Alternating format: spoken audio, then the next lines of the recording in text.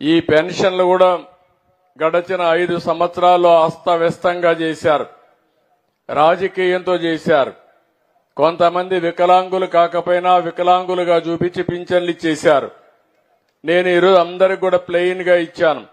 కానీ ఒకటే ఆమె ఇస్తున్నా, ఇదే మారిగా గ్రామ సభ పెట్టి ఆ ఊర్లో ఇచ్చే పింఛన్లన్నీ కూడా ఎవరైతే అర్హులున్నారో వారందరికీ ఇచ్చే ఏర్పాటు చేస్తాను.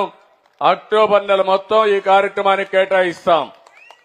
వాళ్ళ ఆర్థిక పరిస్థితులేంటి, వాళ్ళ యొక్క కొంతమంది దివ్యాంగులుంటే ఎలాంటి దివ్యాంగులు వాళ్ళ 6,000 రూపాయలకి ఎలిజిబిలిటీ ఉందా, 8,000 రూపాయలు 10,000 రూపాయలు ఇస్తున్న 10,000 రూపాయల లేకుంటే 15,000 రూపాయలు ఇవ్వాలని అధ్యయనం చేసి మొత్తం వారందరికీ కూడా న్యాయం చేస్తాను.